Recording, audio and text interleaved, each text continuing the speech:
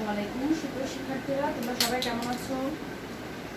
আশা করি সবাই ভালো। আলহামদুলিল্লাহ আমিও ভালো। আমি তোমাদের যুক্তিবিদ্যা বিষয়ের প্রভাষক নীলুফার ইয়াসমিন, সহযোগী Yasmin Shah public college online ক্লাসে তোমাদের স্বাগত। তো আমি আজকেও গত ক্লাসে ধারাবাহিকতায় যুক্তিবিদ্যার প্রথম পত্রের তৃতীয় অধ্যায় অর্থাৎ যুক্তির উপাদান এই অধ্যায়টি 14তম ক্লাস নিয়ে তোমাদের সামনে হাজির হয়েছি। গত ক্লাসে আমি তোমাদের যুক্তিবাক্যের প্রকারভেদ, বিভিন্ন প্রকারভেদ, যে বাক্যিক প্রকারভেদগুলো ছিল সেগুলো নিয়ে আলোচনা করেছিলাম, অর্থাৎ প্রাকৃতিক, বৈকল্পিক, যুক্তিবাক্য, বিশ্লেষক সংশ্লেষে যুক্তিবাক্য, এগুলো নিয়ে আলোচনা করেছিলাম। তো আজকে আমি পদের ব্যাপ্তি বা ব্যাপ্যতা নিয়ে আলোচনা করব। তো আমরা জানি এমনি ব্যাপ্তি বলতে আসলে বুঝি প্রসারতাটা কতটুকু, হ্যাঁ, অর্থাৎ কোনো পদের ব্যাপ্তি বলতে আমরা বা ব্যাপ্যতা বলতে বুঝি ওই পদটা প্রসারতা কতটুকু, অর্থাৎ একটি যুক্তিবাক্যের কোনো পদ যখন একটা পদ যখন কোনো যুক্তিবাক্যে ব্যবহৃত হয় সে কি পরিমাণ ব্যক্তত্ব নির্দেশ করে, অর্থাৎ তার সম্পূর্ণ ব্যক্তত্বটাকে সে প্রকাশ করছে নাকি আংশিক ব্যক্তত্ব প্রকাশ করছে, সেই পরিমাণটা, হ্যাঁ, অর্থাৎ আংশিক ব্যক্তত্ব নাকি সামগ্রিক ব্যক্তত্ব নির্দেশ করছে সে, সেটা পরিমাণটা নির্ণয় করাটাকে আসলে আমরা বলি কি পদের ব্যাপ্তি বা ব্যাপ্যতা। অর্থাৎ কোনো যুক্তিবাক্যে একটি পদ যে ব্যক্তত্ব নিয়ে প্রকাশ হয় বা প্রকাশ করে নিজেকে, হ্যাঁ, সেই ব্যক্তত্বটাকে আমরা বলছি পদের ব্যাপ্তি বা ব্যাপ্যতা। আমরা জানি একটা শর্ত নিরপেক্ষ যুক্তিবাক্যে কি কি থাকে, উদ্দেশ্য পদ এবং বিধেয় পদ নামক দুটি পদ থাকে। তাহলে কোনো কোনো যুক্তিবাক্যে দেখা যায় উদ্দেশ্য পদ তার সমগ্র ব্যক্তত্বকে প্রকাশ করছে, আবার কোনো কোনো যুক্তিবাক্যে দেখা যায় বিধেয় পদ তার সমগ্র ব্যক্তত্বকে প্রকাশ করছে, আবার কোনো কোনো যুক্তিবাক্যে দেখা যায় উদ্দেশ্য পদ তার আংশিক ব্যক্তত্ব প্রকাশ করছে, বা আবার কোনো কোনো যুক্তিবাক্যে দেখা যায় বিধেয় পদ তার আংশিক ব্যক্তত্ব প্রকাশ করছে। তো এই যে পদটা একটা যুক্তিবাক্যের যে পরিমাণ ব্যক্তত্ব নিয়ে প্রকাশ করে নিজেকে, সেই প্রকাশ করাটাই হচ্ছে তার ব্যাপ্তি বা ব্যাপ্যতা। তাহলে আমরা যদি সংজ্ঞায় যাই তোমরা দেখতে পাবে, দেখো, কোনো পদ যখন তার সামগ্রিক ব্যক্তত্বকে গ্রহণ করে কোনো যুক্তিবাক্যে ব্যবহৃত হয় তখন তাকে পদের ব্যাপ্তি বা পদের ব্যাপ্যতা বলে। তার মানে আমরা কোনো পদ ব্যাপ্য কখন বলবো সেটা খেয়াল করো, যখন তার সামগ্রিক ব্যক্তত্বকে প্রকাশ করবে। কোনো পদ যখন একটা যুক্তিবাক্যে তার সামগ্রিক ব্যক্তত্বকে প্রকাশ করবে তখনই আমরা ওই পদটিকে ব্যাপ্য বলবো। একটু আগে আমি যেটা বলেছিলাম, কোনো পদ দেখা যায় আংশিক ব্যক্তত্ব, আবার কখনো সামগ্রিক ব্যক্তত্ব, হ্যাঁ, সেটা উদ্দেশ্যের ক্ষেত্রে হতে পারে বা বিধেয়ের ক্ষেত্র হতে পারে। কিন্তু আমরা পদের ব্যাপ্যতাটা কাকে বলবো, কোনো পদ ব্যাপ্য কখন বলবো, যখন কোনো পদ তার সামগ্রিক ব্যক্তত্বকে গ্রহণ করে কোনো যুক্তিবাক্যে ব্যবহৃত হয় তখনই তাকে আমরা পদের ব্যাপ্তি বা পদের ব্যাপ্যতা বলবো। হ্যাঁ, যেমন আমি এখানে একটা উদাহরণ দিয়েছি, সকল দার্শনিক হন জ্ঞানী। এখানে যে আমরা জানি উদ্দেশ্য পদ হচ্ছে কি দার্শনিক এবং বিধেয় পদ হচ্ছে জ্ঞানী। এখানে দেখো দার্শনিকটা কি সকল, সকল দার্শনিক, এখানে দার্শনিক নামক এই উদ্দেশ্য পদটি তার দার্শনিক শ্রেণীর সমগ্র ব্যক্তত্ব নিয়ে কিন্তু সে এখানে প্রকাশিত হয়েছে, অর্থাৎ সকল দার্শনিক, অর্থাৎ দার্শনিক যে পৃথিবীতে যত দার্শনিক আছেন সবাইকে কিন্তু এখানে অন্তর্ভুক্ত করা হয়েছে, অর্থাৎ সমগ্র দার্শনিক শ্রেণীকে এখানে বোঝানো হয়েছে, অর্থাৎ সকল দার্শনিক। তাহলে আমরা এখানে দেখতে পাচ্ছি সকল দার্শনিক হন জ্ঞানী, এই যুক্তিবাক্যে সকল দার্শনিক এই উদ্দেশ্য পদটি কিন্তু তার সমগ্র ব্যক্তত্ব নিয়ে প্রকাশিত হয়েছে বিদায় এই পদটিকে আমরা কি বলবো, ব্যাপ্য বলবো। ঠিক সেভাবে আমরা অব্যাপ্য পদ কখন বলবো, যেহেতু আমরা জানছি কি আমাদের খেয়াল রাখতে হবে আংশিক ব্যক্তত্ব নিয়ে কোনো পদ যখন কোনো যুক্তিবাক্যে ব্যবহৃত হবে তখন আমরা ওই পদটিকে কিন্তু ব্যাপ্য বলতে পারবো না। হ্যাঁ, কখন ব্যাপ্য বলবো এটা খেয়াল রাখবে, যখন তার সমগ্র ব্যক্তত্বকে সে গ্রহণ করবে, হ্যাঁ, তখনই শুধুমাত্র আমরা সেই পদটিকে ব্যাপ্য বলতে পারবো। তাহলে অব্যাপ্য পদ কখন বলবো, যে একটু আগে আমরা বলেছিলাম কোনো কোনো পদ দেখা যায় অনেক সময় উদ্দেশ্য পদ বা অনেক ক্ষেত্রে বিধেয় পদ কোনো কোনো যুক্তিবাক্যে তার অংশ বা আংশিক ব্যক্তত্বকে প্রকাশ করে। সেটা খেয়াল করো সংজ্ঞায়, কোনো পদ যখন তার আংশিক ব্যক্তত্বকে গ্রহণ করে কোনো যুক্তিবাক্যে ব্যবহৃত হয়, অর্থাৎ কোনো পদ যখন তার আংশিক ব্যক্তত্বকে গ্রহণ করে কোনো যুক্তিবাক্যে ব্যবহৃত হয় তখন তাকে অব্যক্ত পদ বলে। তাহলে অব্যক্ত কখন বলবো? যখন কোনো পদ কোনো যুক্তিবাক্যে তার আংশিক ব্যক্তত্বকে প্রকাশ করবে, আংশিক ব্যক্তত্বকে গ্রহণ করে সে ওই পদ ওই বা যুক্তিবাক্যে ব্যবহৃত হবে, তখন সেটাকে আমরা কি বলবো? অব্যক্ত পদ বলবো। আমি একটু উদাহরণ দিয়েছি, কিছু মানুষ হয় আবেগপ্রবণ। এক্ষেত্রে আমরা দেখতে পাচ্ছি মানুষ নামক এই যে একটা সমগ্র শ্রেণীবাচক একটা পদ আছে, সে মানুষ নামক শ্রেণীর কিছু অংশকে কিন্তু এখানে বলা হচ্ছে, অর্থাৎ আংশিক ব্যক্তত্ব এখানে প্রকাশ পেয়েছে। তার মানে আমরা বলতে পারি কি এই ক্ষেত্রে কিছু মানুষটা হচ্ছে কি অব্যক্ত পদ। অর্থাৎ যখন কোনো পদ তার আংশিক ব্যক্তত্বকে গ্রহণ করে কোনো যুক্তিবাক্যে ব্যবহৃত হয় তখন সেটাকে আমরা কি বলবো? অব্যক্ত পদ বলবো।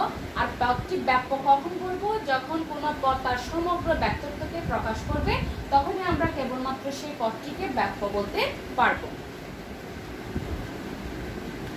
তো এবার আসো আমরা যে পদের ব্যাপ্য অব্যক্ত বলছি এগুলো কিছু নিয়ম আছে, সেই নিয়মগুলো আমরা দুটো নিয়ম আছে, সেই নিয়মটা আমরা এখন দেখবো। পদের ব্যাপ্যতার নিয়ম, হ্যাঁ, যেটাকে পদের ব্যাপ্যতার নিয়ম বলা হয়। আমরা কিভাবে পদের ব্যাপ্যতার নিয়মগুলো কিভাবে আমরা বের করব, কখন কোন পদ ব্যাপ্য সেটা আমরা কিভাবে বুঝবো।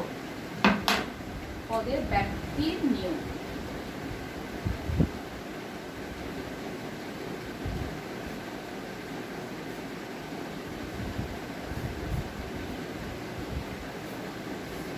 পদের ব্যাপ্তির নিয়ম। যুক্তিবিদরা আসলে পদের ব্যাপ্যতার দুটো নিয়ম কথা বলেছেন, দুটি নিয়ম আছে পদের ব্যাপ্যতার।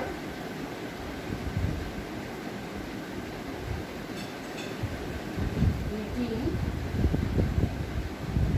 নিয়ম আছে, যেমন আমরা কি বলবো,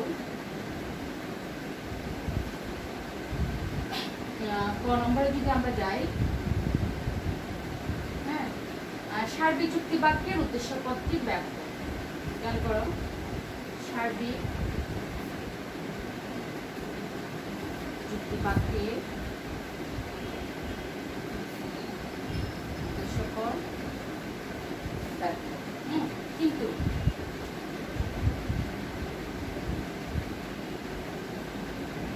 বিশেষ যুক্তিবাক্যের উদ্দেশ্য পদ কি নয়? ব্যাপ্য নয়। সেগুলো আমরা পরে আসছি ব্যাখ্যায়। উদ্দেশ্য পদ ব্যাপ্য নয়, অর্থাৎ অব্যাপ্য। হ্যাঁ, ব্যাপ্য নয়, ব্যাপ্য নয়, অর্থাৎ অব্যাপ্য। হ্যাঁ, তাহলে আমরা দেখতে পাচ্ছি পরিমাণের দিক থেকে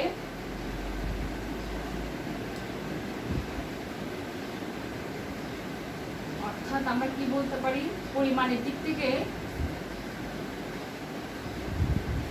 পরিমাণের দিক থেকে সার্বিক যুক্তিবাক্যটি, পরিমাণের দিক থেকে সার্বিক যুক্তিবাক্যটি তার সার্বিক যুক্তিবাক্যটি তার উদ্দেশ্যপদকে কি করে?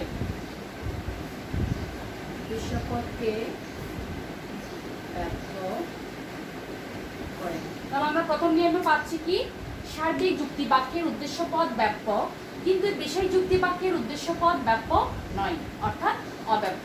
তাহলে আমরা দেখতে পাচ্ছি পরিমাণের দিক থেকে আমরা সার্বিক যুক্তিবাক্যটি তার উদ্দেশ্য পদকে ব্যাপ্য করে। এটা আমরা পরে ব্যাখ্যা যাচ্ছে, আমি আগে দুটো নিয়মগুলো আমরা কিভাবে বুঝবো, নিয়মগুলো কিভাবে আমরা লিখবো সেটা দেখাচ্ছি তোমাদেরকে। 2 নম্বর নিয়ম হচ্ছে নর্থ যুক্তিবাক্যের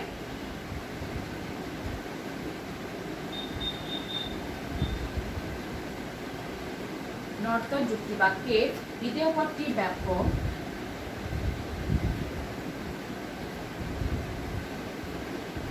বিধেয় পদটি ব্যাপ্য,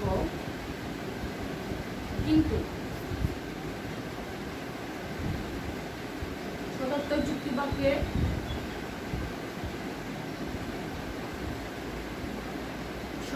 যুক্তিবাক্যের বিধেয় পদটি ব্যাপ্য নয়, বিধেয় পদটি ব্যাপ্য নয়, অব্যাপ্য। তাহলে আমরা দেখতে পাচ্ছি অর্থাৎ গুণের দিক থেকে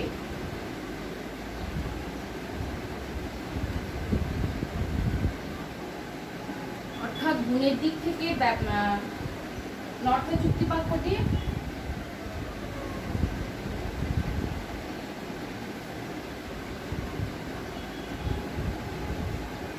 যুক্তি বাক্যটি তার বিধেয় পদকে কি করে? ব্যাপক করে। আর বিধেয় পদকে ব্যাপক করে। তাহলে আমরা একটু নিয়মটা একটু দেখি। প্রথম নিয়মে কি বলছে? সার্বিক যুক্তি বাক্যের উদ্দেশ্য পদ ব্যাপক। আমরা জানি চার ধরনের যুক্তি বাক্য আছে, অর্থাৎ কি কি গুণ এবং পরিমাণ অনুসারে আমরা জানি কি সার্বিক সদর্থক, সার্বিক নর্তক, বিশেষ সদর্থক এবং বিশেষ নর্তক। তাহলে সেক্ষেত্রে আমরা দেখতে পাচ্ছি সার্বিক যুক্তি বাক্যের খেয়াল রাখবা, সবসময় সার্বিক যুক্তি বাক্যের উদ্দেশ্য পদ কি হয়? ব্যাপ্য হয়, কিন্তু বিশেষ যুক্তি বাক্যের উদ্দেশ্য পদ ব্যাপ্য নয়। অর্থাৎ পরিমাণের দিক থেকে আমরা দেখতে পাচ্ছি সার্বিক যুক্তি বাক্যটি তার উদ্দেশ্য পদকে ব্যাপ্য করে। কেন?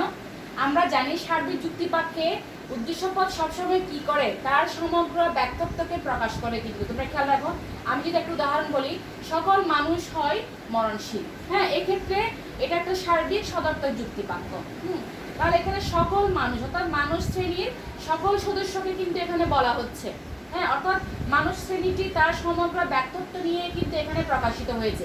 এই জন্য আমরা বলতে পারি, আর একটা যদি সার্বিক নর্তকে যাই, কোনো মানুষ নয় অমর। অর্থাৎ এখানে কোনো মানুষ, অর্থাৎ পৃথিবীর এমন কোনো মানুষ নেই যে অমর, অর্থাৎ সব মানুষই মরণশীল, সেটাই বোঝানো হচ্ছে।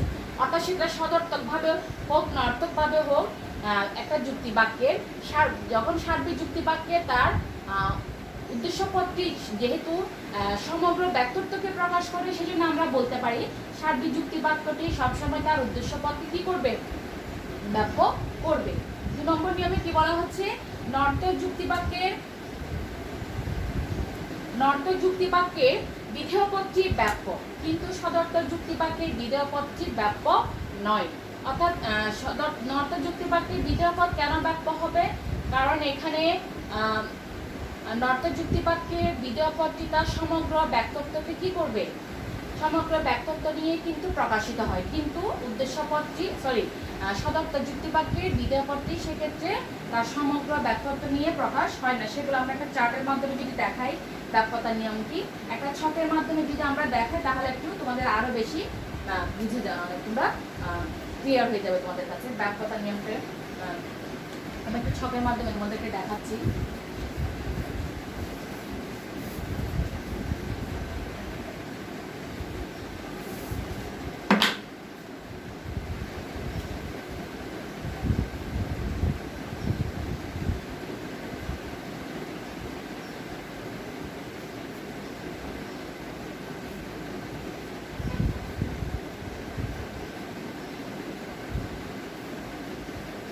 আমরা জানি যেহেতু 4 ধরনের যুক্তি বাক্য আছে, এ ই আই বাক্যে প্রদর্শিত হয়েছে।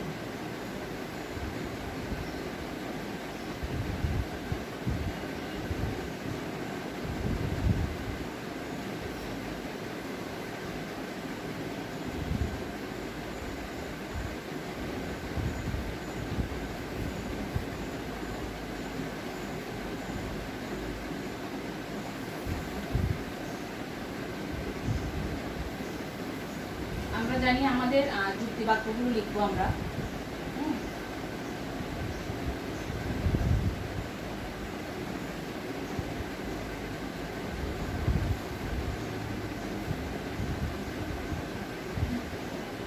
আমরা যুক্তি বাক্যগুলো লিখবো, তার যুক্তি বাক্যের নামগুলো এখানে লিখবো, আমরা দৃষ্টান্তগুলো বা উদাহরণ লিখবো। হচ্ছে এখানে উদ্দেশ্য পদ,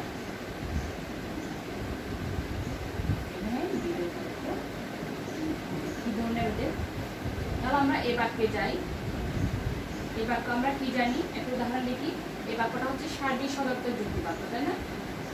সার্বিক সদর্থক বাক্য। এই বাক্য হচ্ছে কি? সার্বিক নর্তক যুক্তি বাক্য। আর বাক্য হচ্ছে কি? বিশেষ সদর্থক যুক্তি বাক্য। বিশেষ সদর্থক যুক্তি বাক্য ও বাক্য হচ্ছে কি? বিশেষ নর্তক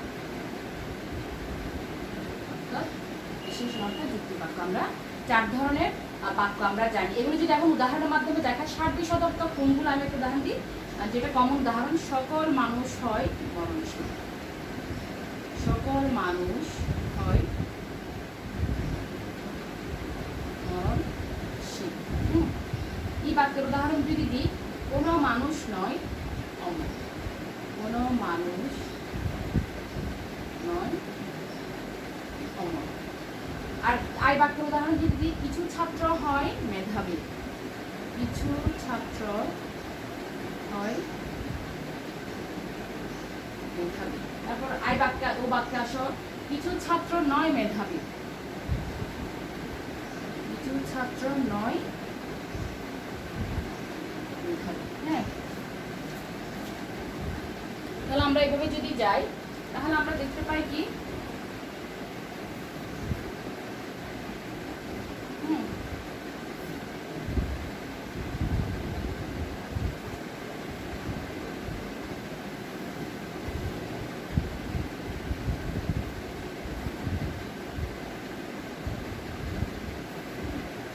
এখন দেখো এখানে সকল মানুষ হয় মরণশীল। আমরা জানি নিয়ম অনুসারে কি পড়েছিলাম আমরা, সার্বিক যুক্তি বাক্যের উদ্দেশ্য পদটি কি হয়, যেহেতু এটা দুটাই এ বাক্য এবং ই বাক্যে উভয়ই সার্বিক বাক্য, তাহলে আমরা জানি কি এক্ষেত্রে উভয় বাক্যের উদ্দেশ্য পদ বাক্য হয়। এখানে সকল মানুষ কোনো মানুষ নয়, সকল মানুষ হয় কোনো মানুষ নয়, মানে কোনো মানুষই নয়, অর্থাৎ সমগ্র বাক্যটাকে প্রকাশ করছে। এবং নিয়ম অনুযায়ী আমরা জানি সার্বিক বাক্যের উদ্দেশ্য পদ কি হয়, বাক্য হয়। তাহলে এক্ষেত্রে কি হবে, উদ্দেশ্য পদটা বাক্য হবে এবং ই বাক্যের উদ্দেশ্য পদটা কি হবে, বাক্য হবে। এরপর কি বলেছে, পরিমাণের দিক থেকে আমরা জানি বিশেষ যুক্তি বাক্যের উদ্দেশ্য পদগুলো কি হয়, বাক্য নয়, অর্থাৎ অব্যাপ্য হয়। অর্থাৎ দেখো তোমরা, কিছু ছাত্র হয় মেধাবী, কিছু ছাত্র নয় মেধাবী। এখানে কিন্তু আমরা জানি অব্যাপ্য পদের সংজ্ঞার ক্ষেত্রে আমরা কি পড়েছিলাম, যখন কোনো পদ তার আংশিক ব্যক্তত্বকে গ্রহণ করে কোনো যুক্তি বাক্যে ব্যবহৃত হয়, তখন সেই পদটিকে আমরা কি বলবো, অব্যাপ্য পদ বলবো। তোমরা এখানে দেখতে পাচ্ছ আই বাক্য এবং ও বাক্যের, যেহেতু এই দুটো বাক্যই কিন্তু দুটো বাক্যই বিশেষ, এক্ষেত্রে আমরা দেখতে পাচ্ছি দুটো বাক্যই কিন্তু উদ্দেশ্য পদটা তার ছাত্র নামক শ্রেণীর কিছু অংশকে এখানে কি করেছে, রিপ্রেজেন্ট করে, যত কিছু ছাত্রকে এখানে গ্রহণ করা হয়েছে। ঠিক ও বাক্য কিছু ছাত্রকে, কিছু ছাত্র নয় সেই জিনিসটাকে গ্রহণ করেছে। অর্থাৎ আমরা নিয়ম অনুযায়ী আমরা জানি সার্বিক বাক্যের উদ্দেশ্য পদ বাক্য, কিন্তু বিশেষ বাক্যের উদ্দেশ্য পদ বাক্য নয়, সেটা আমরা দেখতে পাচ্ছি উদাহরণ। তাহলে বাক্য নয় মানে কি, অবাক্য। ঠিক আছে, এরপর আসো দ্বিতীয় নিয়মে আমরা যদি যাই, আমরা দ্বিতীয় নিয়মে কি পড়েছিলাম, নর্ত যুক্তি বাক্যের বিধেয় পদ বাক্য। অর্থাৎ আমরা নর্ত যুক্তি বাক্য, তাহলে আমরা কোনটা কোনটা পাচ্ছি, ই বাক্য এবং ও বাক্য, এগুলো হচ্ছে নর্ত যুক্তি বাক্য। তা আমরা কি পড়েছিলাম, নর্ত যুক্তি বাক্যের বিধেয় পদ বাক্য। কেন, দেখো এখানে কোনো মানুষ নয় অমর। এখানে অমরত্বের মধ্যে যত জীব আছে, যত প্রাণী শ্রেণী আছে, সবাইকে কিন্তু এখানে বোঝানো হয়েছে। অমর শ্রেণীর সব বিষয়কে এখানে গ্রহণ করা হয়েছে, সমগ্র ব্যক্তিত্বকে এখানে প্রকাশ করেছে। বিধায় আমরা এটাকে কি বলছি, নর্তক যুক্তি বাক্যের দ্বিতীয় পদটা কি হবে, বাক্য হবে। ঠিক এভাবেও ও বাক্য, এটাও যেহেতু নর্তক, তাহলে এখানে মেধাবী নামক শ্রেণীর সমগ্র ব্যক্তিত্বকে কিন্তু এখানে গ্রহণ করা হয়েছে। বিধায় এখানে নর্তক যুক্তি বাক্যের দ্বিতীয় পদ হিসেবে সে কি, বাক্য। এখানে দেখো এই যুক্তি বাক্যের বিধেয় পদ কি নয়, সদর্থ যুক্তি বাক্যের আমরা জানি বিধেয় পদ বাক্য নয়, অর্থাৎ মরণশীলতা।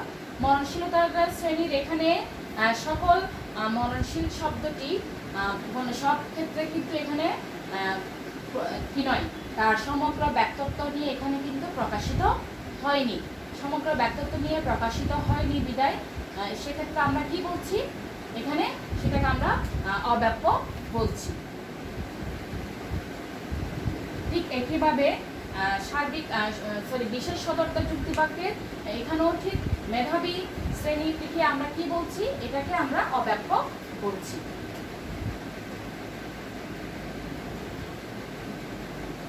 তাহলে আমরা কি পাচ্ছি, তাহলে এই বাক্যের আমরা কি পাচ্ছি, উদ্দেশ্য পদ বাক্য পাচ্ছি, বিধেয় পদ অব্যাপ্য পাচ্ছি। এই যুক্তি বাক্যের বিধেয় পদ বাক্য, উদ্দেশ্য পদও ব্যাপ্য, বিধেয় পদ, ব্যাপ্য। আই যুক্তি বাক্যের কোনো পদই ব্যাপ্য নয় অর্থাৎ অব্যাপ্য। ও যুক্তি বাক্যের বিধেয় পদ উদ্দেশ্য পদ অব্যাপ্য কিন্তু বিধেয় পদ ব্যাপ্য। তো এখানে একটা সহজ সুইনবার্ন যুক্তিটি সুইনবার্ন একটা সহজ সূত্রের মাধ্যমে এই জিনিসটাকে মনে রাখার একটা কৌশল উনি দেখিয়েছেন। সেটাকে আমরা কি বলি সংক্ষেপে? কৌশলটা হচ্ছে এসিবি নম, অর্থাৎ এ বাক্যের সাবজেক্ট পদ ব্যাপ্য, ই বাক্যের বোধ অর্থাৎ উভয় পদ ব্যাপ্য, আই বাক্যের কোনো পদই ব্যাপ্য নয় অর্থাৎ নাম, ও বাক্যের প্রেডিকেট ব্যাপ্য। তোমরা মিলিয়ে নাও, এ বাক্যের সাবজেক্ট ব্যাপ্য অর্থাৎ উদ্দেশ্য পদ ব্যাপ্য, উদ্দেশ্য পদ ব্যাপ্য, ই বাক্যের উভয় পদ ব্যাপ্য,